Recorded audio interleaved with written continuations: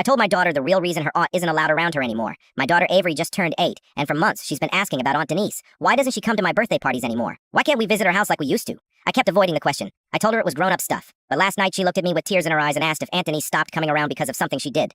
That's when I realized she deserved the truth. Denise is my younger sister. Growing up, we were extremely close.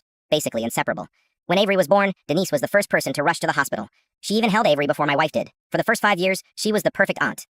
Sleepovers every other weekend. Disney movie nights. Matching pajamas at Christmas. Then things slowly started changing. At first it was just little comments about how we were raising Avery. You let her eat that? You let her watch that show? Then she started correcting Avery in front of me, talking to her in this weirdly condescending tone that always rubbed me the wrong way. I tried to brush it off. Families disagree sometimes. But then Denise started buying Avery expensive gifts, designer clothes, a tablet, things I had very clearly said no to. When I confronted her about it, she just laughed. Someone has to spoil her since you won't.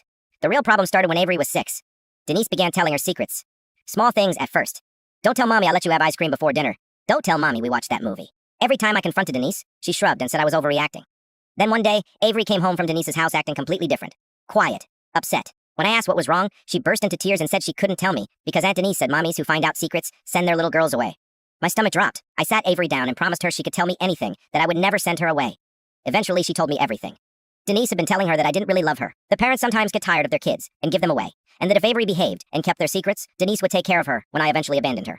I could barely breathe after hearing that. I called Denise immediately. At first she denied everything. Then she got defensive, saying Avery was exaggerating and kids make things up. But when I pushed harder, she finally snapped. You're not fit to be her parent. You work too much. You don't appreciate her. I would be a better parent and everyone knows it. That was the last conversation we ever had.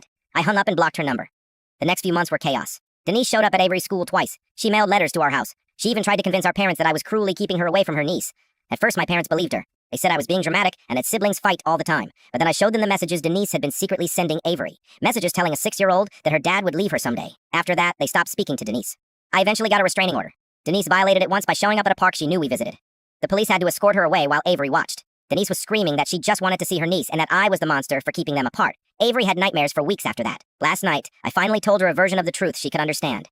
I explained that Aunt Denise was sick in a way that made her say things that weren't true. That she tried to make Avery believe lies about her dad. And that sometimes people we love can hurt us, even if they don't fully realize it. So we have to protect ourselves. Avery listened quietly. Then she asked one question. Did Aunt Denise really think you would give me away?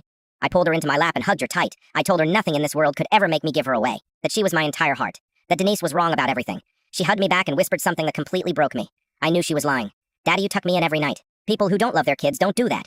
My 8-year-old figured out the manipulation long before most of the adults in my family did. Last month, Denise reached out through a mutual friend. Apparently she's in therapy now. She wants to apologize and says she hopes we can rebuild the relationship someday. I still haven't responded.